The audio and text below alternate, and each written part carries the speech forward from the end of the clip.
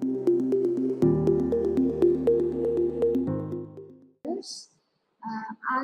के foundational psychology जिसका विषय कोड BPCC 134 है, इसके चौथे सत्र में आपका स्वागत है।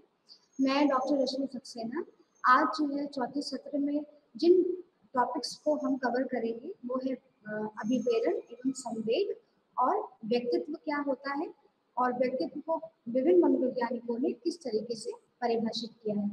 तो सबसे पहले हम, क्योंकि पिछले सत्र में हमने जो है अभिप्रेरण की बात करी थी और उसमें हमने देखा कि कौन कौन सी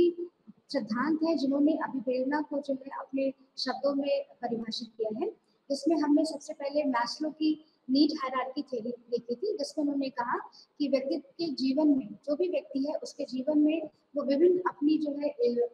आवश्यकताओं को पूर्ति करना चाहता है और ये जितनी भी आवश्यकताएं होती हैं वो एक हायरार्की में एक पदानुक्रमित मॉडल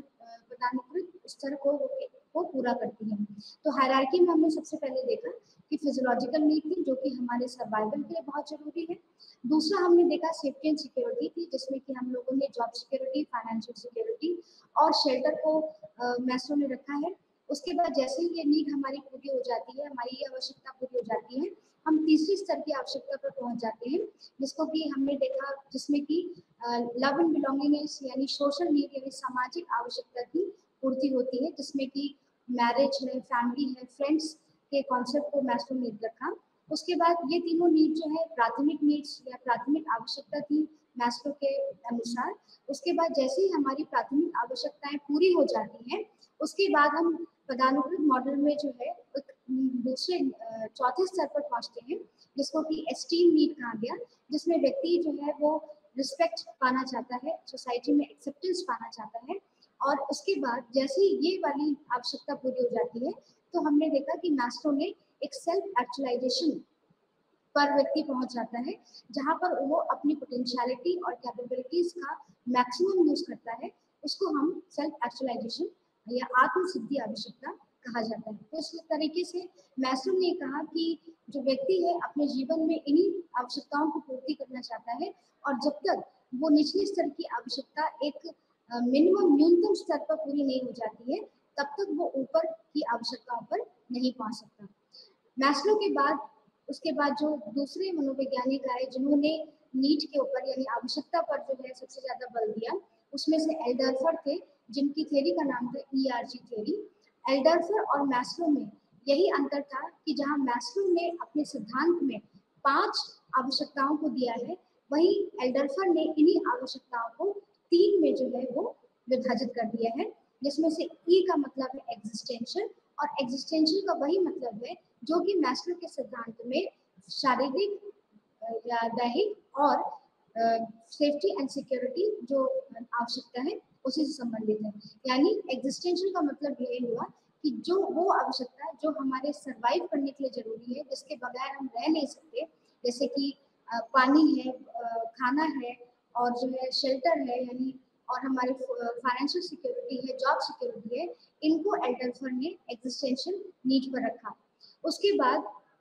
जो दूसरी नीड थी वो थी रिलेटेडनेस, और रिलेटेडनेस का यहाँ पर वही तात्पर्य है जो कि मैस्लो के सिद्धांत में सोशल नीड से संबंधित था। यानी हर व्यक्ति जो है समाज में अपना एक्सेप्टेंस चाहता है, वो चाहता है कि लोग उसको एक्सेप्ट करें, इसलिए वो रिश्तों को बनाना शुरू करता है। इसमें फैमिली, मैरिज, फ्रेंडशिप, ये सारी चीजों को एल्डर्फर ने रखा। जी यानी ग्रोथ का वही मतलब था जो कि मैस्लो के सिद्धांत में एस्टीम और सेल्फ एक्चुअलाइजेशन का मतलब था। तो यहाँ हमने ये देखा कि मैस्लो और एल्डर्फर एक दूसरे से संबंधित थे। जहाँ पर मैस्लो ने 5 आवश्यकताओं पर फोकस किया, वही एल्डर्फर ने इनको 3 में समेट के रख दिया। उसके बाद जो नेक्स्ट थ्योरीज थे जो कि हर्ट्जबर्ग 2 फैक्टर थ्योरी के नाम से ज्यादा लोकप्रिय है।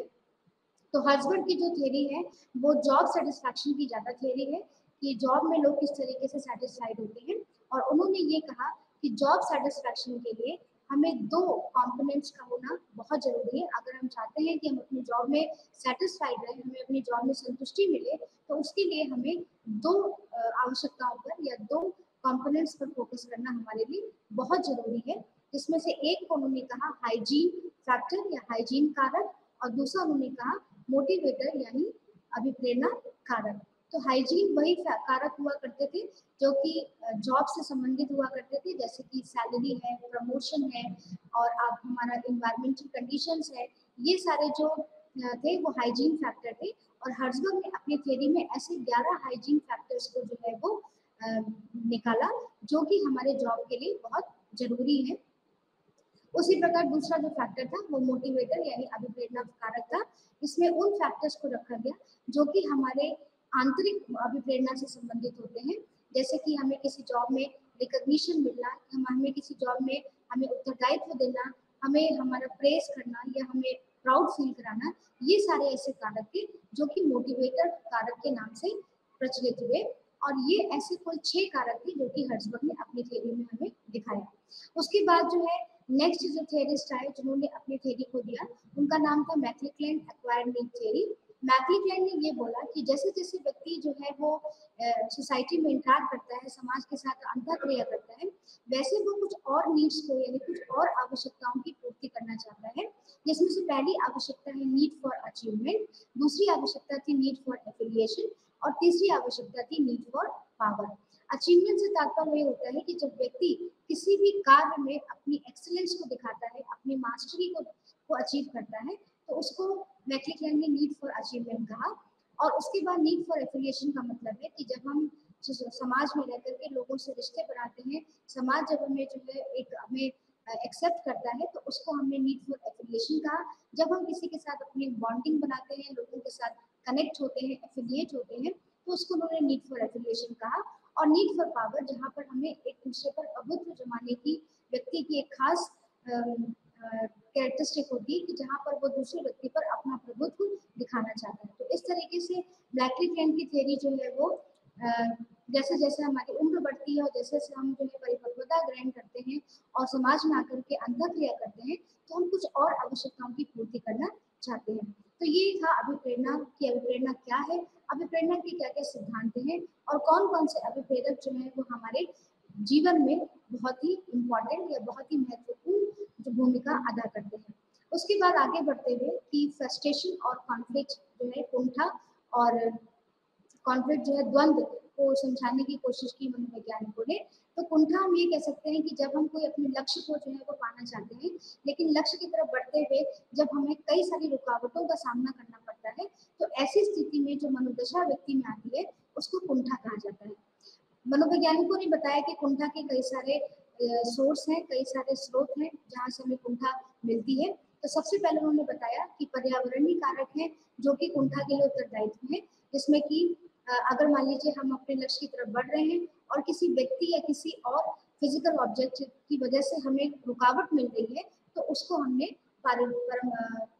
इन्वायरमेंटल फैक्टर्स बोला। दूसरा जो स्रोत है कुंठा का वो है हमारे पर्सनल फैक्टर्स। पर्सनल कारक क्या हो सकते हैं कि हमारे अंदर मान लीजिए उस एबिलिटी नहीं है अपने गोल को पूरा करने की, हमारे अंदर जो है वो बुद्धि का स्तर कम है, तो ऐसे कारकों को उन्होंने पर्सनल फैक्टर्स बोला। और तो ये दो ऐसे कारक हैं जो कि कुंठा के लिए उत्तरदायित्व होते हैं। इसी तरीके से द्वंद्व को भी मनोवैज्ञानिकों ने समझाने की कोशिश की, क्योंकि अगर कुंठा है तो द्वंद्व भी उसके साथ हमें देखने को मिलता है। तो उन्होंने द्वंद्व में कहा कि जब हम मान लीजिए दो ऐसे अभिप्रेरण को जो है पाना चाहते हैं, लेकिन उनमें से हमें किसी जो एक को चुनना पड़ता है, तो ऐसी स्थिति में जो हमारे अंदर जो मनोदशा होती है उसको द्वंद्व कहा गया। और मनोवैज्ञानिकों ने 4 तरह के द्वंद्व को समझाने की कोशिश की है, जिसमें पहला है approach approach conflict. Approach approach conflict में दो जो वस्तु होती है वो दोनों ही आकर्षक होती है व्यक्ति के लिए, लेकिन जब उसमें से उसको केवल एक को चुनना होता है तो उसको जो है हम अप्रोच अप्रोच कॉन्फ्लिक्ट बोलते हैं। अवॉइडेंस अवॉइडेंस कॉन्फ्लिक्ट में जो है वो दोनों ही वस्तुएं जो होती हैं वो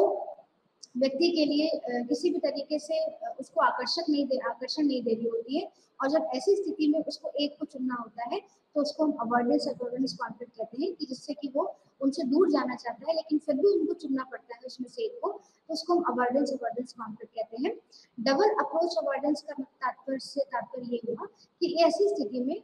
व्यक्ति के पास दो वस्तुएं हैं और दोनों ही वस्तुओं का एक धनात्मक एस्पेक्ट है और एक ऋणात्मक पक्ष है। अब उसमें से उसको एक को चुनना है, जिसमें से दोनों, उसमें से एक में एक धनात्मक है और ऋणात्मक है, लेकिन फिर भी उसमें से उसको एक को चुनना पड़ता है। तो ऐसी स्थिति में हम उसको डबल अप्रोच अवॉइडेंस द्वंद्व जो है वो कहते हैं। तो इस तरीके से मनोवैज्ञानिकों ने बताया कि हम दिन प्रतिदिन हमें कई सारे द्वंद्व का सामना करना पड़ता है। उनमें से 3 द्वंद्व जो है वो ज्यादातर हमें देखने को मिलते हैं, जिसमें से पहला है अप्रोच अप्रोच द्वंद्व, जिसमें कि दोनों ही वस्तुएं आकर्षक हैं और उसमें से हमें एक को चुनना पड़ रहा है। अवॉइडेंस अवॉइडेंस, जिसमें आकर्षकता नहीं है दोनों वस्तुओं में, फिर भी हमें उनमें से एक को चुनना पड़ रहा है। और तीसरा है हमारा डबल अप्रोच अवॉइडेंस, जहां पर 2 वस्तुएं हैं और दोनों का ही एक धनात्मक पक्ष है और एक ऋणात्मक पक्ष है, और जब उसमें से हमें एक को चुनना पड़ रहा है तो उसको उन्होंने डबल अप्रोच अवॉइडेंस कॉन्फ्लिक्ट कहा। अब इसी सत्र में आगे बढ़ते हुए हम देखते हैं कि संवेग क्या होता है, क्योंकि हम जानते हैं कि संवेग जो है हमारे दिन प्रतिदिन का हिस्सा है, और ऐसा कोई दिन नहीं है जहाँ पर हमें संवेग जो है हमें जो है हम नहीं देखते हैं। मनुष्य जहाँ भी हो, किसी भी स्थिति में हो, उसे कोई ना कोई संवेग का अनुभव जो है वो जरूर हो रहा होता है। तो अब ये जानने की कोशिश की जाती है कि संवेग क्या होता है। तो संवेग को मनोवैज्ञानिकों ने इस तरीके से परिभाषित किया है कि संवेग एक तरीके का भाव है, एक फीलिंग है, एक अफेक्ट है, जिसमें कि हम जो है दैहिक रूप से उत्तेजित होते हैं, हमारे अंदर जो है वो चेतन अनुभव हमें दिखाई देते हैं, और हम कई सारे व्यवहारात्मक एक्सप्रेशन जो है वो शो करते हैं। कई सारे इमोशंस जो है संवेग हमारे व्यक्ति के जीवन में देखने को मिलते हैं, लेकिन कुछ 6 ऐसे संवेग हैं जो कि व्यक्ति अपने जीवन काल में देखता है, जिसमें से पहला है हैप्पीनेस यानी खुश रहना, फियर डरना, एंगर है क्रोध है, सैडनेस है दुखी होना, सरप्राइज है कि, और डिस्गस्ट है। कुछ इस तरीके के संवेग हैं जहाँ पर व्यक्ति जो है उसको इस तरीके के संवेगों का अनुभव अपने दिन प्रतिदिन के जीवन में उसको देखने को मिलता है।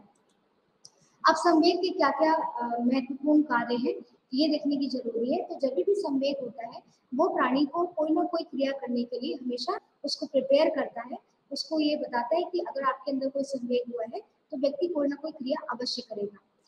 जो संवेग है वो व्यक्ति का जो भविष्य है उसको भी शेप करने में यानी उसको भी बनाने में मदद करते हैं। जो संवेग है वो हमारे दूसरों के साथ हम किस तरीके से अंतःक्रिया करेंगे इसमें भी हमारी मदद करते हैं। कहने का तात्पर्य ये है कि व्यक्ति यहाँ पर एक तरीके से कॉग्निटिव संज्ञानात्मक अप्रेजल करता है किसी भी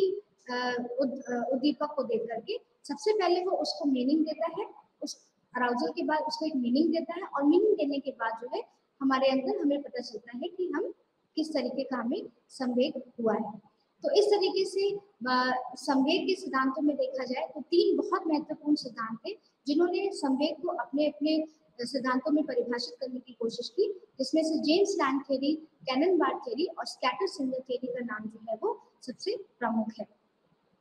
उसके बाद जो है आगे बढ़ते हुए एक फेशियल फीडबैक हाइपोथेसिस थी, जिसमें ये बताया गया कि जब भी कोई हमारा संवेग होता है तो हमारे फेस के जो एक्सप्रेशन होते हैं, जो हमारे चेहरे के भाव होते हैं, उनमें कुछ परिवर्तन होता है, और इन्हीं चेहरे के भाव से हमें पता चलता है कि हमें किस तरीके के संवेग की अनुभूति हुई है। और इसलिए इसको फेशियल फीडबैक हाइपोथेसिस, यानी जो हमारा चेहरा है वो हमें एक तरीके से फीडबैक दे देता है कि हमें किस तरीके का संवेग का अनुभव हो रहा है। तो ये कुछ ऐसे सिद्धांत थे जिन्होंने संवेग को परिभाषित करने की कोशिश की है। तो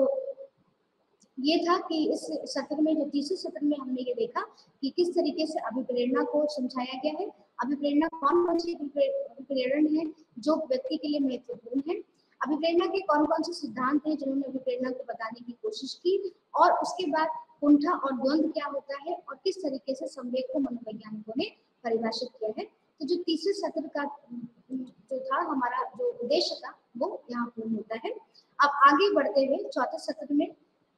कि व्यक्तित्व क्या है और व्यक्तित्व के कौन कौन से सिद्धांत हैं जिन्होंने व्यक्तित्व को अपने अपने शब्दों में परिभाषित किया है, और व्यक्तित्व को हम किस तरीके से मापते हैं, किसी भी पर्सनालिटी को हम किस तरीके से मेजर कर सकते हैं, इसके बारे में आज हम बात करेंगे। तो सबसे पहले ये जानने की जरूरत है कि व्यक्तित्व क्या है।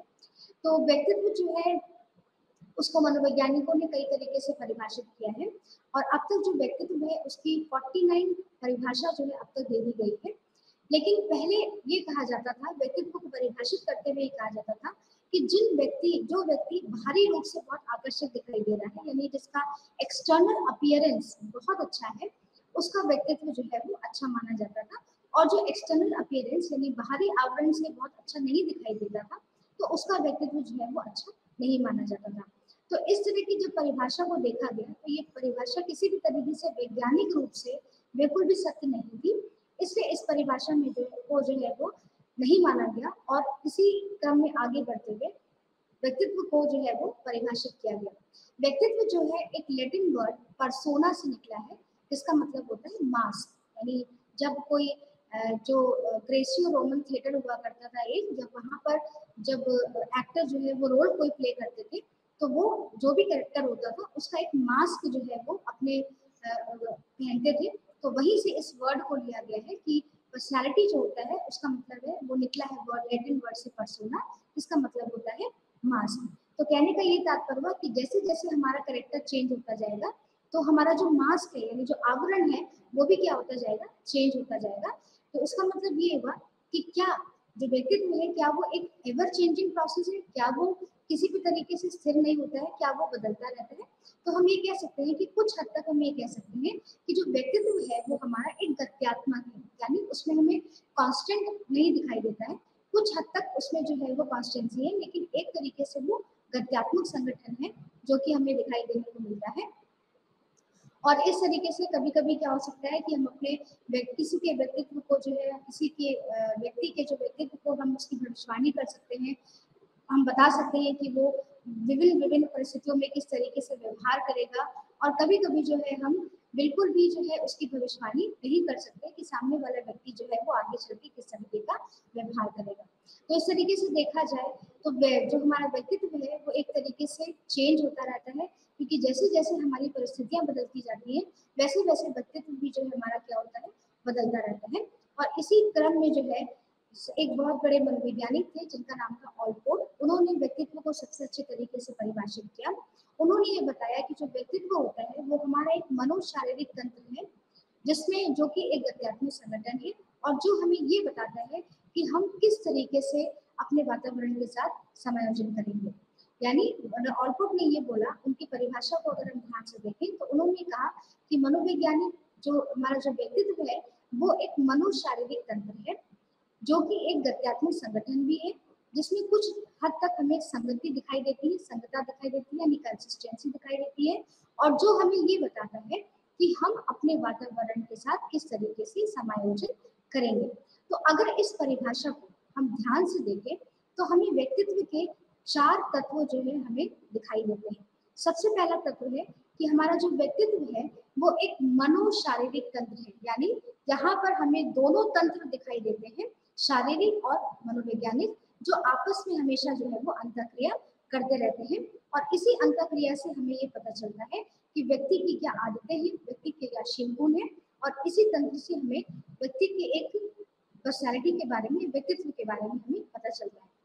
इसी परिभाषा के अगर दूसरे पक्ष को हम देखें तो ऑलपोर्ट ने कहा कि जो व्यक्तित्व है एक गत्यात्मक संगठन है। गत्यात्मक संगठन का मतलब ये हुआ कि जैसे अभी आपको बताया गया कि जो व्यक्तित्व है उसमें हमेशा कुछ ना कुछ हमें परिवर्तन देखने को मिलता है, कुछ हद तक उसमें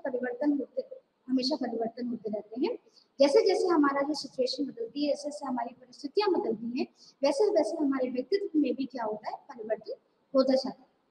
तीसरे पक्ष को देखें तो व्यक्तित्व कहलाने के लिए हमें जरूरी है कि कुछ हद तक हमारे व्यवहार में संगता यानी कंसिस्टेंसी होनी चाहिए। अगर कंसिस्टेंसी हमारे व्यक्तित्व में नहीं देखने को मिलेगी तो हम ये नहीं बोल सकते कि सामने वाले व्यक्ति का जो व्यक्तित्व है वो इस तरीके का है, या क्योंकि उसके अंदर कंसिस्टेंसी या संगता जो हमें दिखाई नहीं दे रही है। तो कुछ हद तक व्यवहार में कंसिस्टेंसी का यानी संगता का होना बहुत जरूरी है। और चौथा महत्वपूर्ण पक्ष जो इस परिभाषा में देखने को मिला कि व्यक्ति का व्यक्तित्व वो होता है जो कि उसको ये बताता है कि वो वातावरण के साथ किस तरीके से समायोजन करेगा। तो ये कुछ 4 पक्ष थे जो कि ऑलपोर्ट के परिभाषा में हमें देखने को मिले, जो कि व्यक्तित्व की परत को पूर्ण रूप से परिभाषित करते हैं कि व्यक्तित्व हमारा एक मनोशारीरिक तंत्र है, व्यक्तित्व हमारा एक गत्यात्मक संगठन है, व्यक्तित्व में कुछ हद तक हमें संगता यानी कंसिस्टेंसी होनी चाहिए, और व्यक्तित्व वो है जो हमें ये बताता है कि हम अपने वातावरण के साथ किस तरीके से समायोजन करेंगे। तो इस तरीके से जो व्यक्तित्व होता है अगर हम इसको देखें तो हमेशा हमें ये बताता है कि जो हमारा जो भी व्यक्ति है वो एक तरीके से यूनिक है, यानी उसकी अपनी एक विशेषता है और वो दूसरे लोगों के साथ क्या करता है, अंतर रखता है, क्योंकि हर एक व्यक्ति का जो व्यक्तित्व है वो डिफरेंट तरीके का होता है, जो उसको ये बताता है कि वो किस तरीके से दूसरे व्यक्ति से अपने आप को अंतर रख सकता है। इसी तरीके से अमेरिकन साइकोलॉजिकल एसोसिएशन ने भी व्यक्तित्व को परिभाषित करने की कोशिश की और उन्होंने ये बताया कि जो व्यक्तित्व होता है उससे तात्पर्य ये है कि ये हमें व्यक्तिगत भिन्नता दिखाता है कि कोई व्यक्ति किस तरीके से अपनी थिंकिंग, फीलिंग और बिहेवियर में डिफरेंस यानी अंतर रखता है। यानी ये किसी भी व्यक्ति का कि उसकी कैसी सोच है, उसके कैसे भाव है और वो किस तरीके से व्यवहार करेगा, उसका एक विशेषता होती है जो कि उसको दूसरे व्यक्ति के साथ से अंतर करती है। तो इस तरीके से अगर हम अमेरिकन साइकोलॉजिकल एसोसिएशन की परिभाषा को देखें तो हम ये पाते हैं कि हमने व्यक्तित्व की जो है वो दो बहुत ही व्यापक जो है वो क्षेत्र है, जिसमें से एक क्षेत्र ये बताता है कि हर एक व्यक्ति में हमें व्यक्तिगत भिन्नता जो है वो दिखाई देती है कि उसका जो है वो जो विशेषता है, उसकी जो व्यक्ति की विशेषता है वो जो है वो अलग अलग होती है। जैसे कि कोई कोई सोशल है बहुत, कोई इरिटेबल है, तो इस तरीके से एक क्षेत्र हमें इंडिविजुअल डिफरेंसेस के बारे में बताता है और दूसरा जो क्षेत्र है वो ये बताता है कि किस तरीके से हमारे व्यक्तित्व के के कई सारे अंश जो है वो एक साथ मिलकर के एक पूर्ण व्यक्तित्व का क्या करते हैं, निर्माण करते हैं। इस तरीके से अगर हम अमेरिकन साइकोलॉजिकल एसोसिएशन को हमने देखा तो हमने ये पाया कि उन्होंने जो है व्यक्तित्व के दो व्यापक क्षेत्रों को बताया है, जिसमें से एक क्षेत्र है हमारा इंडिविजुअल डिफरेंसेस कि हर व्यक्ति अपने अपने एक अलग अलग विशेषता को रखा हुआ है जिससे कि वो दूसरे व्यक्ति से हम उसको अंतर कर सकते हैं। और दूसरा हमने ये बताया कि कई सारे व्यक्तित्व के अंश जो मिलकर के एक पूर्ण व्यक्तित्व का क्या करते हैं, निर्माण करते हैं। तभी हमें पता चल पाता है कि सामने वाला व्यक्ति जो है उसका व्यक्तित्व क्या होगा। इस तरीके से अगर हमने देखा कि व्यक्तित्व में जो व्यक्ति के जो व्यक्तित्व में जो कैरेक्टरिस्टिक जिसको कि हम ट्रेड्स या शीलगुण बोलते हैं वो बहुत ही महत्वपूर्ण रोल प्ले करते हैं व्यक्ति को समझाने में। तो सबसे अभी जानने की जरूरत है कि ट्रेड्स यानी जो शीलगुण होते हैं वो क्या होते हैं। तो शीलगुण जो है वो व्यक्ति की एक विशिष्ट जो है विशेषता होती है, उसकी एक स्पेशल क्वालिटी होती है और जो ये विशेषता ये बताती है कि व्यक्ति दूसरे व्यक्ति के साथ किस तरीके से बोलेगा, किस तरीके से उसके साथ अंतःक्रिया करेगा और किस तरीके से व्यवहार करेगा। तो ये जो शीलगुण होते हैं ये व्यक्ति के लिए बहुत ही महत्वपूर्ण होते हैं क्योंकि यही ये बताते हैं कि वो किस तरीके से लोगों के साथ व्यवहार करेगा। व्यक्तित्व में जो ये शीलगुण होते हैं ये जो है हमारे ऑब्जर्वेशन यानी जब हम इनको जो है देखते हैं उस पर आधारित होते हैं कि व्यक्ति जो है वो विभिन्न विभिन्न परिस्थितियों में किस तरीके से व्यवहार करेगा, इसके लिए भी शीलगुण जो है वो इम्पोर्टेंट होते हैं। तो इस तरीके से जो शीलगुण है वो बहुत ही इम्पोर्टेंट रोल प्ले करते हैं व्यक्ति की परिस्थिति में और ये शीलगुण जो है ये मदद करते हैं कि किस तरीके से व्यक्ति जो है वो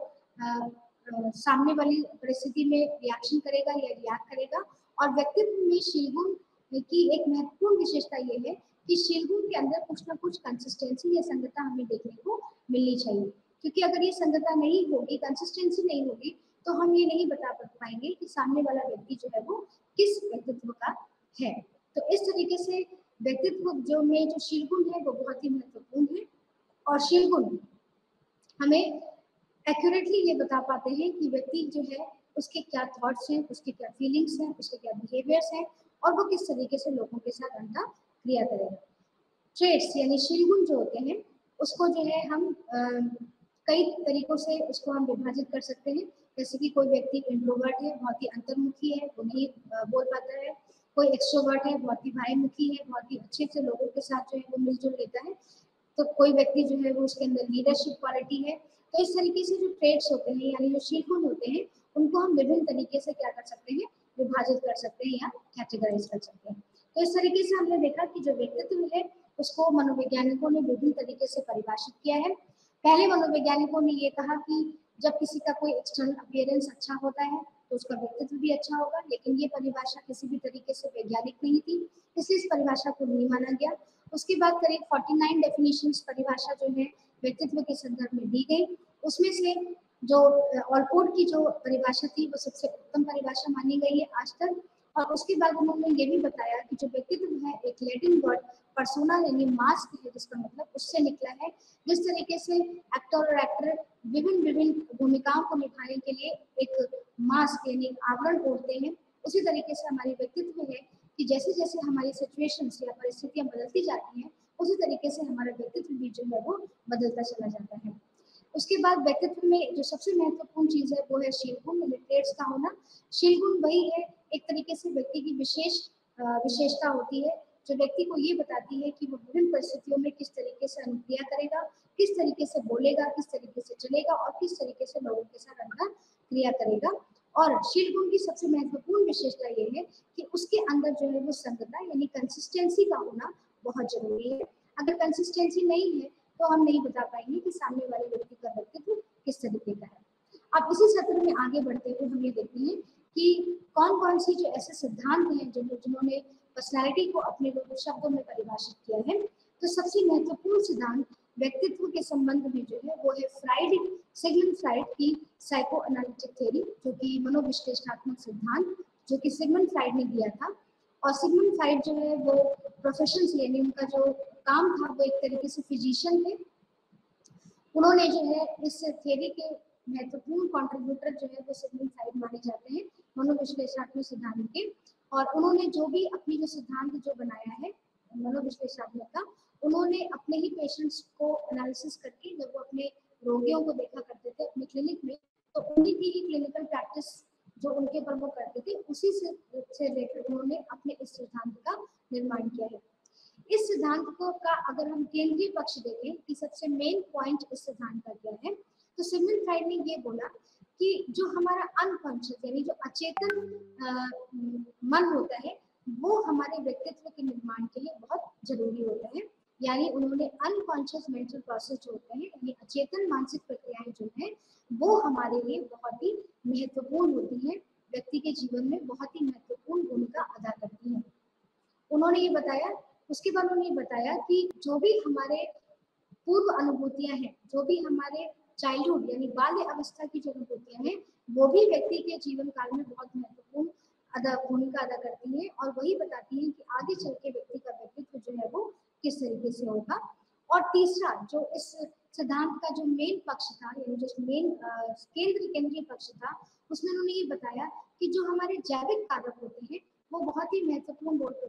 अदा करते हैं यानी महत्वपूर्ण भूमिका निभाते हैं किसी भी व्यक्ति के व्यक्तित्व को आगे समझाने के लिए। तो अगर हम इस पूरे मनोविश्लेषणात्मक सिद्धांत को देखें कि अगर हमसे कि इसका केंद्रीय पक्ष क्या था, तो सबसे पहले उन्होंने बताया कि जो अचेतन मानसिक प्रक्रियाएं हैं वो बहुत महत्वपूर्ण है व्यक्ति के जीवन काल में। दूसरा, जो बाल्य अवस्था की अनुभूतियां होती हैं यानी जो चाइल्डहुड एक्सपीरियंसेस हैं वो बहुत ही महत्वपूर्ण भूमिका हमारे जीवन में अदा करते हैं। और तीसरा, जो जैविक कारक है वो हमारे लिए बहुत महत्वपूर्ण होते हैं किसी के व्यक्तित्व को समझाने के लिए।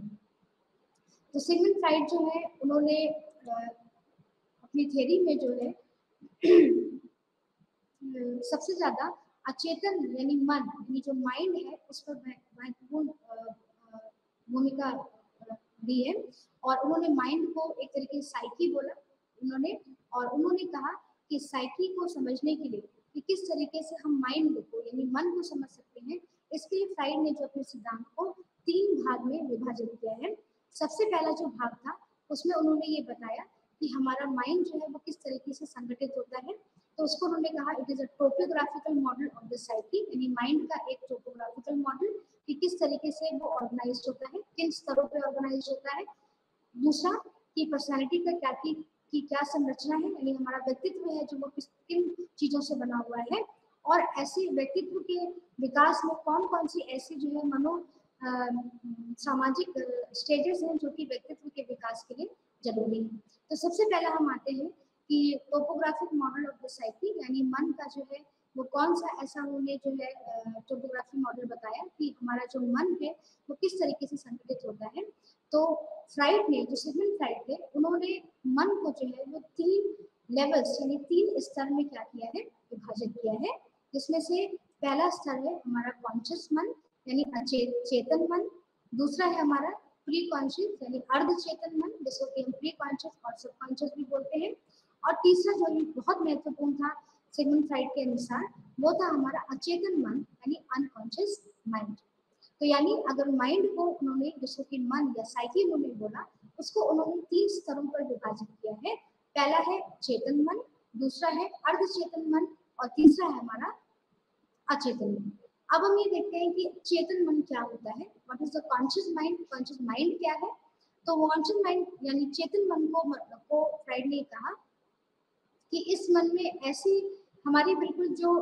करंट इंफॉर्मेशन होती है, यानी जो बिल्कुल जिस जिस चीज से हम अवेयर होते हैं, हमें पता होता है कि क्या चल रहा है हमारे इर्द गिर्द, तो उसको हम जो है वो चेतन मन कहते हैं। इसमें जो है ऐसी थॉट्स हैं, ऐसी फीलिंग्स हैं, ऐसी हमारी क्रियाएं हैं जिसके बारे में हमें पूर्ण रूप से हम अवगत होते हैं कि हमारे हर एक मोमेंट में, हर एक समय में हमारे इर्द गिर्द क्या हो रहा है। तो ऐसे मन को उन्होंने चेतन मन कहा। दूसरा मन था प्री कॉन्शियस मन, जिसको कि अर्धचेतन मन उन्होंने कहा। उसमें सिगमंड फ्राइड ने कहा कि इसमें उस तरह की सूचनाएं हैं जिससे कि हम करेंटली यानी बिल्कुल अभी तुरंत अवेयर नहीं होते हैं, जागरूक नहीं होते हैं, लेकिन अगर हम हल्का सा ध्यान दें अपनी स्मृति में, तो इस मन में जो भी सूचनाएं होती हैं वो हमारे कॉन्शियस माइंड में आ जाती हैं। तो इसका मतलब जो अर्धचेतन मन है उसमें हम, उससे हम अवेयर तो नहीं है, करेंटली हम अवेयर नहीं है, लेकिन अगर हम मान लीजिए ध्यान दें अपनी इन सूचनाओं पे जो कि अर्धचेतन मन है, तो हम उससे आसानी से जागरूक हो सकते हैं। और तीसरा महत्वपूर्ण मन का स्तर था वो था अनकॉन्शियस यानी अचेतन मन, जो कि फ्राइड के अनुसार बहुत ही महत्वपूर्ण मन है। इसमें उन्होंने कहा कि इस मन में उस तरह की सूचनाएं होती हैं जो कि हम सामाजिक रूप से जिनको की स्वीकृति नहीं मिली होती है। इसमें वो सारी इच्छाएं हैं, वो सारी हमारी सेक्सुअल डिजायर्स हैं यानी लैंगिक इच्छाएं हैं, वो हमारे सारे मोटिवेशंस हैं, अभिप्रेरणा है, वो भाव है जिसको कि समाज स्वीकृति नहीं देता, जो कि अनएथिकल है, जिसको कि हम नहीं चाहते कि हमारे उसमें आए, और हम इससे किसी भी तरीके से जागरूक नहीं होते हैं ऐसी सूचनाओं से। तो इसको फ्राइड ने अचेतन मन कहा। यानी अचेतन मन में बहुत सारी सूचनाएं हैं, स्पेशली विशेष रूप से बहुत सारी सूचनाएं हैं जो किसी भी तरीके से समाज में जो है जिनको स्वीकृति नहीं मिली हुई है, जो कि अनएक्सेप्टेबल है। इसमें उस तरह की सेक्सुअल डिजायर्स हैं, लैंगिक इच्छाएं हैं जो कि समाज इनको स्वीकृति नहीं देता, और इसमें वो सारे हमारे बाल्यावस्था के दुखपूर्ण अनुभूतियां हैं, ट्रॉमेटिक एक्सपीरियंसेस हैं, जिनको कि हम नहीं चाहते कि हमारे वो उसमें आए, यानी हम जागरूक रूप में उसको देख पाए। तो इसलिए हम ऐसी इंफॉर्मेशन या ऐसी सूचनाओं को हमने क्या एकदम बिल्कुल नीचे अपने सबसे डीपेस्ट लेवल में जाकर के दबा दिया है, जिससे कि हम किसी भी तरीके से अवगत नहीं है। तो ऐसे मन को फ्राइड ने अचेतन मन कहा, जो कि सबसे महत्वपूर्ण भाग था फ्राइड के अनुसार। अब उन्होंने बताया कि हमारी जो पर्सनालिटी है, हमारी व्यक्तित्व है, वो किन किन चीजों से बनी हुई है। तो फ्राइड ने ये बताया कि जो हमारा व्यक्तित्व है वो 3 महत्वपूर्ण पक्षों से बना हुआ है, जिसमें पहला है इड, जिसको इड का ईगो यानी अहम, और सुपर ईगो यानी पराहम जो है, इसको हमने परिभाषित किया। और इसी 3 हमारे जो पक्ष हैं, इन्हीं से हमारी जो व्यक्तित्व है वो हमारा बना हुआ है, यानी ये सबसे महत्वपूर्ण तत्व हैं हमारे व्यक्तित्व को बनाने के लिए फ्राइड के अनुसार। तो सबसे पहले हम आते हैं कि इड क्या होता है। तो इड जो है वो उन्होंने बताया कि एक तरीके से हमारा एक जैविक तत्व है, एक इनेट टेंडेंसी है हमारी, और ये पूर्ण रूप से जो है पूरी तरीके से ये जो अनएथिकल होता है, यानी समाज इसकी जो है वो किसी भी तरीके से स्वीकृति नहीं देता है। क्यों नहीं देता है? क्योंकि यहाँ पर ये जो है, जो इड है हमारा, हमेशा प्लेजर पे काम करता है, प्लेजर प्रिंसिपल पे काम करता है कि हमें किसी तरीके से जो है वो प्लेजर मिल जाए, हमें खुशी मिल जाए। इसको ये नहीं पता होता है कि क्या चीज सही है और क्या चीज गलत है, क्या चीज जो है हमारे समाज में एक्सेप्टेबल है, क्या चीज हमारे समाज में जो है वो स्वीकृति नहीं दी गई है। इसको इससे किसी भी तरीके से मतलब नहीं होता है। इसको सिर्फ ये मतलब होता है कि इसकी इच्छाएं जो है वो पूरी तरीके से पूर्ण हो जाए, और ये हमेशा जो है प्लेजर प्रिंसिपल पे हमेशा जो है ऐसे उस पर सिद्धांत पे काम करता है जो कि प्लेजर देता हो, बिना ये जाने कि क्या चीज सही है और क्या चीज गलत है। तो इसको हमने इड बोला। इड के बाद जो जैसे इड डेवलप हो, कहा जाता है कि जो बच्चों में इड जो है वो बहुत ही महत्वपूर्ण तत्व होता है व्यक्तित्व का, क्योंकि बच्चों को भी ये नहीं पता होता है कि क्या चीज सही और क्या चीज गलत है। तो इड उस समय जो है उनके ऊपर प्रभुत्व जमा करके रखता है। उसके बाद जैसे ही बच्चा बड़ा हुआ तो उसमें एक और व्यक्तित्व का जो है वो तत्व उसके अंदर विकसित होता है, जिसको कि ईगो यानी अहम कहा गया। और ईगो वो पक्ष है जो कि ये बताता है कि क्या चीज सही है और क्या चीज गलत है, क्योंकि ये हमेशा जो है रियलिटी पर प्रिंसिपल पर काम करता है कि क्या चीज हमारे लिए रियल है, किस सिचुएशन में क्या चीज रियलिटी है, उसके ऊपर काम करता है। इसका ये काम होता है कि ईड की इच्छाओं को तभी पूर्ण करता है जब जब उसको कोई एक रियलिटी से यानी कुछ उसमें लॉजिक हो, कोई उसमें ऐसा तर्कपूर्ण चीज हो, तभी उसकी इच्छाओं को पूरी करता है। वरना ये ईड की कभी भी इच्छाओं को पूर्ण करने की कोशिश नहीं करता, क्योंकि ईड की जितनी भी इच्छाएं हैं वो सब एक तरीके से अनैतिक है, जिनको भी समाज जो है वो स्वीकृति नहीं देता है। तो ईगो हमारे व्यक्तित्व का वो भाग है जो कि हमेशा एक रियलिटी प्रिंसिपल पर काम करता है, जो हमें ये बताता है कि क्या चीज सही है और क्या चीज गलत है। इसलिए जो हमारा जो अहम है उसको हम लोग central executive branch of mind यानी केंद्रीय पालक भी मन का बोलते हैं, क्योंकि इसको पता है कि क्या चीज सही है और क्या चीज गलत है। उसके बाद जो है हमारा जो नेक्स्ट जो डेवलप होता है, व्यक्तित्व का जो भाग विकसित होता है ईगो के बाद, वो है सुपर ईगो यानी पराहम। और सुपर ईगो वो है जो कि व्यक्ति को के अंदर जो जितनी भी नैतिक इच्छाएं हैं, जिसको कि जो मॉरल वैल्यूज होती हैं, वो हमें बताता है, जो कि हमें अपने अपने माता पिता से मिलती है, जो कि हमें समाज में मिलती है कि क्या चीज नैतिक है। उससे अगर कोई चीज हमें मिलती है तो इसका मतलब हमारा जो पराहम है यानी सुपर ईगो है वो हमारे काम कर रहा है। यानी जो सुपर ईगो होता है वो मोरालिटी प्रिंसिपल पर काम करता है। अब होता क्या है कि क्योंकि ईगो हमारा जो है अहम जो है वो क्योंकि रियलिटी प्रिंसिपल पर काम कर रहा होता है, तो ईगो हमेशा हमेशा जो है वो ईड की इच्छाओं को तभी पूरी करता है जब उसके अंदर कोई तर्क होगा, नहीं तो वो नहीं करता है। और सुपर ईगो हमेशा ईगो को ये कहता रहता है कि तुम्हें किसी भी तरीके से ईड की इच्छाओं को पूरा नहीं करना है, क्योंकि वो पूर्ण रूप से नैतिक अनैतिक है। और तुम्हें नैतिक होकर के काम करना है, तुम्हें रियलिटी में नहीं, तुम्हें नैतिक होकर के काम करना है। तो जब इस तरीके से दोनों लोग अहम के ऊपर अपना एक दबाव बना रहे होते हैं, तो अहम एक तरीके से क्या होता है कि वो तनाव की स्थिति में आ जाता है, वो द्वंद्व की स्थिति में आ जाता है कि वो क्या करे, अपने आप को किस तरीके से बचाए। तो जब वो अपने आप को बचाने के लिए क्या करता है कि कुछ रक्षा प्रक्रमों को यूज करना स्टार्ट कर देता है, उनका उपयोग करना स्टार्ट कर देता है, और अपने आप को दोनों से यानी ईड और सुपर ईगो से बचाने की कोशिश करता है। क्योंकि जो अहम है ईड है वो उसको कह रहा है कि मेरी इच्छाओं को पूर्ण करो, और सुपर ईगो वो कह रहा है कि तुम्हें ईड की इच्छाओं को पूर्ण नहीं करना है, क्योंकि वो पूरी तरीके से अनैतिक है। तो ऐसी स्थिति में अपने आप को बचाने के लिए हम लोग करते क्या है कि हम लोग जो है कुछ रक्षा प्रक्रमों का उपयोग करना शुरू कर देते हैं, जिससे कि हम अपने आप को तनाव और अपने आप को जो एंजाइटी और स्ट्रेस से हम अपने आप को बचाने की कोशिश करते हैं। ये कुछ एक तरीके की साइकोलॉजिकल मनोवैज्ञानिक स्ट्रेटजीज हैं जिनको हम लोग हमेशा कॉन्शियसली और अनकॉन्शियसली जो है वो यूज कर जाते हैं, ज़्यादातर अनकॉन्शियसली अचेतन रूप से यूज कर जाते हैं, क्योंकि इनका जो मेन जो उद्देश्य है वो सिर्फ ये है कि हमें अपने मन को तनाव से क्या करना है, मुक्त करना है, हमें अपनी साइकी को तनाव से मुक्त करना है। अब ऐसे कौन कौन से रक्षा प्रक्रम है जो कि अहम जो है वो अपने आप को बचाने के लिए उपयोग करता है। तो सबसे पहले जो है फ्राइड ने बताया रिप्रेशन। रिप्रेशन का मतलब होता है कि जब भी कोई हमारे दुखद पूर्ण कोई भी अनुभूति हमारे अंदर आती है, या कोई भी इस तरीके की चीज हमारे मन में आती है जिसको कि हम नहीं चाहते कि वो हमारे मन में आए, तो उसको हम क्या कर देते हैं, रिप्रेस कर देते हैं, यानी दबा देते हैं हमारे अनकॉन्शियस यानी अचेतन मन में, कि हम किसी भी तरीके से उससे अवेयर ना हो पाए और अपने आप को बचा लेते हैं।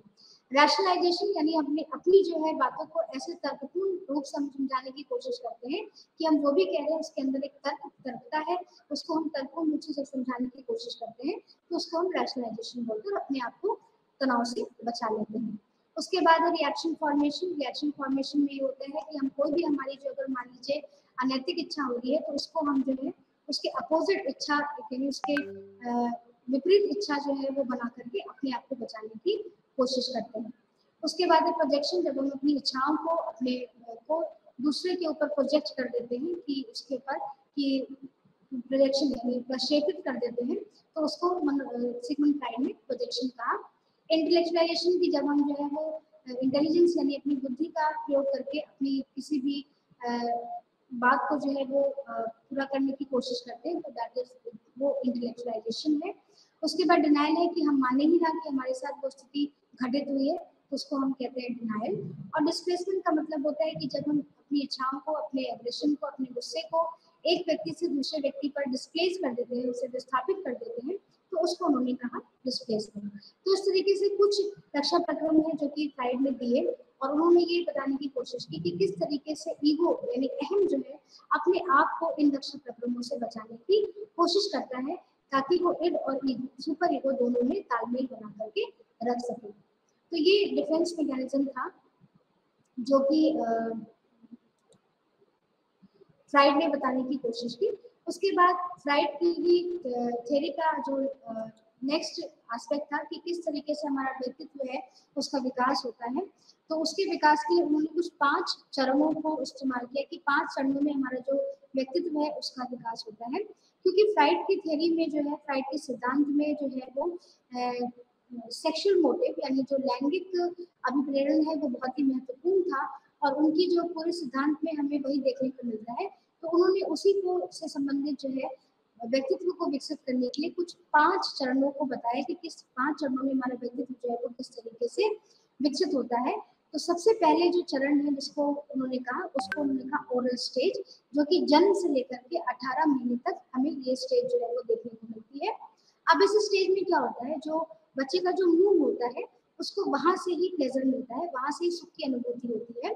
और इस ओरल स्टेज में जो बच्चा होता है वो पूरी तरीके से अपने मदर के ऊपर यानी अपनी माँ के ऊपर जो है वो डिपेंड होता है, क्योंकि वही उसकी क्या कर रही होती है, देखभाल कर रही होती है। बच्चे को जो है वो जो प्लेजर होता है वो कहाँ से होता है, जब वो कोई चीज सक करता है, चूसता है या स्वेलिंग करता है, निगलता है, तो वहां से उसको जो है वो एक तरीके से सुख की अनुभूति होती है।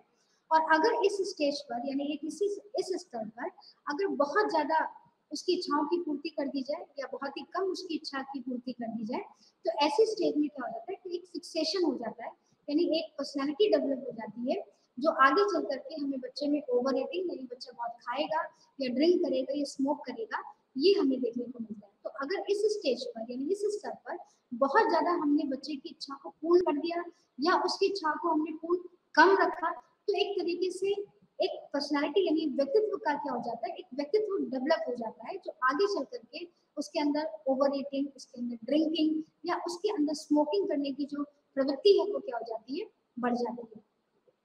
इस तरीके से फ्राइड ने ऐसे लोगों को जो फिक्सेशन जहाँ पर हो जाता है उसको उन्होंने कहा ओरल इंजस्टिव या ओरल इनकॉर्पोरेटिव, क्योंकि ऐसी परिस्थिति में क्या हुआ है कि उसके अंदर एक फिक्सेशन हो गया है, एक चीज फिक्स हो गई है, जाकर के जम गई है और इस तरीके से व्यक्तित्व का उसका क्या हो गया है, निर्माण हो गया है। तो जो पहली स्टेज थी फ्राइड के अनुसार वो थी फ्रॉम जन्म से लेकर के 18 महीने तक, जिसमें कि जो प्लेजर आता है, जो सुख आता है, वो बच्चे के मुंह से आता है और मुंह से ही उसको सब कुछ जो है प्लेजर मिलता है, क्योंकि वो दूध की बोतल को चूसता है, निगलता है, इस तरह की चीजों को जब वो देखता है तो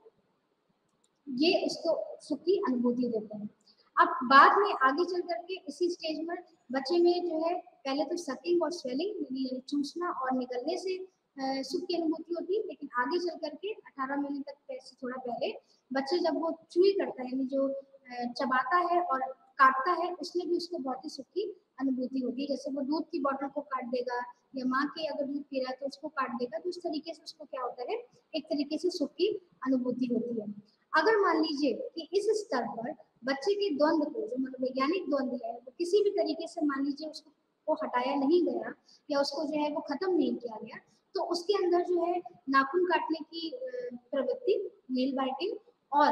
जो आगे चल करके यानी अडल्टहुड में, बड़े प्रौढ़ अवस्था में उसके अंदर जो च्यू करने की यानी जो है चबाने की प्रवृत्ति क्या हो जाती है, वो विकसित हो जाती है। तो ऐसे बच्चे जो होते हैं आगे चल करके बहुत ही क्रिटिकल हो जाते हैं, यानी बहुत ही ज्यादा आलोचना करना लोगों की बहुत ज्यादा शुरू कर देते हैं, बहुत ही सार्कास्टिक हो जाते हैं नेचर में। और इस तरीके के लोगों को जो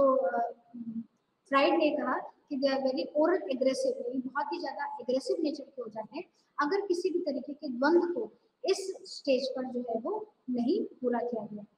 उसके बाद जो दूसरी स्टेज है फ्राइड के अनुसार वो है एनल स्टेज।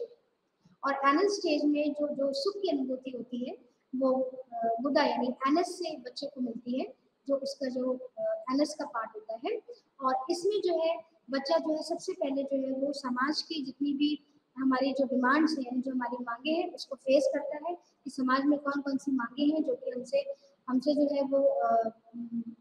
मतलब कि हमें उसके लिए उत्तरदायित्व माना जाता है कि हम इन मांगों को पूरा करेंगे। तो अगर मान लीजिए इस समय बच्चे को जो सुख की अनुभूति होती है क्योंकि उसके एनएस से होती है, तो वो जब भी यूरिन यानी पेशाब को जब कंट्रोल कर लेता है या नियंत्रित कर लेता है या बहुत देर से करता है या अपने जो है मल मूत्र को देर से त्याग करता है या उसको कंट्रोल कर देता है, तो उसी से उसको क्या होती है, अनुभूति मिल रही होती है। तो इस तरीके की जो स्टेज पर जो बच्चे होते हैं उनको जो प्लेजर यानी सुख जो होता है वो उनके जो पेट में जो मूवमेंट है, ब्लैडर में मूवमेंट है, क्योंकि वो उसको रोके हुए हैं अपने पेशाब को या मल मूत्र को, तो उसी से उनको क्या मिलता है, प्लेजर मिलता है। फ्राइड ने ये बोला कि अगर मान लीजिए इस दौरान अगर जो हमारे जो केयर गिवर है यानी जो माँ बाप है या जो हमारे माता पिता हैं वो अगर मान लीजिए बहुत डांट करके उनको जो है वो मलमूत्र त्याग करना सिखाते हैं या बहुत ही लिबरल हो जाते हैं, बहुत ही उनको जो है वो कुछ नहीं बोलते हैं, तो ऐसी स्टेज पर भी क्या हो जाता है, एक फिक्सेशन जो है वो उनके अंदर हो जाता है, जिससे कि बच्चा आगे चल करके बहुत ही ज्यादा कह सकते हैं कि अपने काम को अच्छी तरीके से नहीं कर पाता है और बहुत ही लेकिन अपने आप को नियंत्रित रख पाता है। अगर मान लीजिए वो अपने मल मूत्र को नियंत्रित किया हुआ है तो आगे चलकर भी वो बहुत ही अपने सेल्फ कंट्रोल रखेगा। तो ऐसे को उन्होंने कहा कि दे आर एनल एक्सपल्सिव। लेकिन अगर मान लीजिए कि वो अपने मलमूत्र को जो है वो नहीं त्याग रहा है, डिले करके रखा हुआ है, तो ऐसी स्थिति में जो है आगे चल के बच्चा जो है बहुत ही टाइडी होता है, बहुत ही ऑर्डरली होता है, बहुत ही मीन होता है, अग्रेसिव हो जाता है। तो ऐसे उनको उन्होंने कहा एनल रिटेंटिव। तो इस तरीके से जो एनल स्टेज है जो कि हमने देखा कि वो बच्चे में जो है एनल स्टेज का विकास 18 से 3 साल तक का होता है, जिसमें जो उनको सुख की अनुभूति होती है वो उनके एनएस से आती है। और जब उस अपने मलमूत्र को त्यागना और मलमूत्र को नियंत्रित करके रखना, इसमें भी उनको बहुत सुख की अनुभूति होती है। तो अगर वो मान लीजिए अपने मलमूत्र को जो है वो कंट्रोल करके रख रहा है, नियंत्रित करके रख रहा है, तो वो आगे चल के बहुत ही कहा गया है कि बहुत ही सेल्फ कंट्रोल होगा उसके अंदर और वो उसको एनल एक्सपल्सिव का यानी त्याग दे रहा है। और जब वो कंट्रोल करके रख रहा है उसको, तो उसको उन्होंने एनल रिटेंटिव कहा। इसी तरीके से उसके बाद आगे बढ़ते तीसरी स्टेज का निर्माण होता है जिसको कि फैलिक स्टेज कहा गया, जो 3 से लेकर के 5 साल तक चलती है। तो इसमें जो गुप्तांग होते हैं वो बहुत ही एक प्लेजर का काम करते हैं। इस बच्चे में वो अपने हमेशा अपने गुप्तांग को कभी हमेशा छूने की कोशिश करता है। और जो फैलिक वर्ड है वो ये ग्रीक वर्ड फेलोस से निकला है जिसका मतलब होता है पेनिस, जो लड़कों में होता है उससे कहा गया। जो लड़कों का गुप्तांग होता है उसका मतलब फैलिक स्टेज से है। और इसमें जो बच्चे हैं जानते हुए या ना जानते हुए भी अपने गुप्तांग को छूने की जो है वो कोशिश कर रहे होते हैं। इस स्टेज में बच्चे को ये पता चलता है कि ये जो है स्त्री है और ये जो है पुरुष है, यानी मेल और फीमेल का जो डिफरेंस है वो इस स्टेज पर आकर के बच्चे को पता चल जाता है। और इस स्टेज पर फ्राइड ने एक महत्वपूर्ण कॉन्सेप्ट, दो महत्वपूर्ण कॉन्सेप्ट दिए कि इस स्टेज पर यानी इस स्तर पर जो मेल बच्चा होता है यानी जो लड़का होता है उसके अंदर एक ओडिपस कॉम्प्लेक्स की अनुभूति उसको प्राप्त होती है। अब ओडिपस कॉम्प्लेक्स क्या होता है? ओडिपस कॉम्प्लेक्स में जो बच्चा है, जो लड़का है, वो अपनी माँ के प्रति जो है एक लैंगिक भाव को डेवलप कर लेता है, विकसित कर लेता है, एक सेक्सुअल फीलिंग को विकसित कर लेता है और अपने फादर को वो अपना दुश्मन समझता है। और उसको ये लगता है कि अगर फादर को ये पता चल जाएगा, उसके पिता को ये पता चल जाएगा कि वो अपनी माँ के प्रति इस तरीके का भाव रखा हुआ है, तो उसके पिता जो है उसको क्या करेंगे, इसको पनिश करेंगे यानी इसको दंड देंगे। तो इसको फ्राइड ने ओडिपस कॉम्प्लेक्स कहा। आगे जाकर के फ्राइड के इसी कॉन्सेप्ट को बहुत ज्यादा आलोचना मिली कि ओडिपस कॉम्प्लेक्स क्या है। इसी तरीके से उन्होंने कहा कि जो लड़कियां होती हैं उनमें भी एक तरीके का जो है वो कॉम्प्लेक्स जो है वो पैदा हो जाता है जिसको उन्होंने इलेक्ट्रा कॉम्प्लेक्स कहा। और इस इलेक्ट्रा कॉम्प्लेक्स में जो लड़कियां होती हैं वो अपने पिता के प्रति जो है वो एक लैंगिक भाव उत्पन्न कर लेती है और अपनी माँ को अपना दुश्मन मानती है। और उनको ये लगता है कि अगर माँ को इस बारे में पता चल जाएगा कि वो अपने पिता के लिए इस तरीके की इच्छा रखी हुई है, तो वो पिता जो है उनको क्या करेंगे, दंड देंगे। तो इस तरीके से इस स्टेज पर पहले तो ये पता चला जो इरानस जोन है यानी जहाँ से हमें बच्चे को सुख की अनुभूति होती है वो उसका गुप्तांग होता है, वो उसको हमेशा छूने की कोशिश करता है, कभी जानते हुए कभी ना जानते हुए।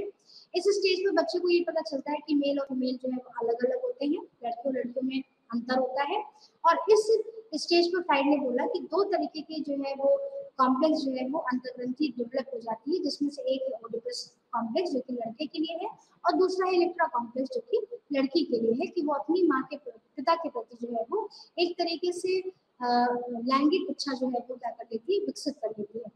फ्राइड ने ये बोला कि अगर इस तरीके का जो द्वंद है अगर अच्छी तरीके से इस स्टेज पर उसकी पूर्ति कर दी गई है, उसको खत्म कर दिया गया है, तो आगे चल करके जो बच्चा है वो बहुत ही परिपक्व होता है और अपनी एक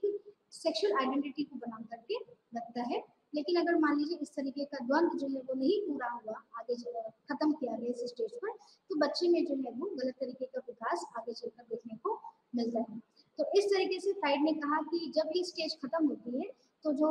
व्यक्ति होता है वो पूरी तरीके से एक व्यक्तित्व में अब फॉर्म हो चुका होता है, उसकी पूरी व्यक्तित्व जो है वो बन चुका होता है। तो ये था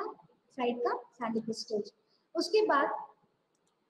जो चौथी स्टेज थी फ्राइड के अकॉर्डिंग वो थी लेटेंसी स्टेज, जो कि 6 से 12 साल तक हमें देखने को मिलती है।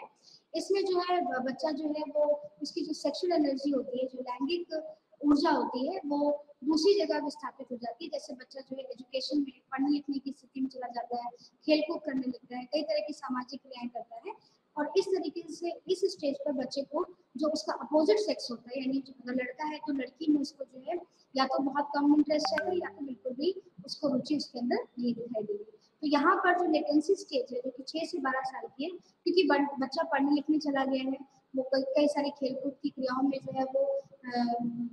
प्रतिभागी बन रहा है, तो इस तरह की जो सेक्सुअल एनर्जी वो यहाँ पर आकर के विस्थापित हो जाती है। उसके बाद जो लास्ट स्टेज है फ्राइड के अनुसार वो है जेनाइटल स्टेज, जो कि 13 साल से लेकर के और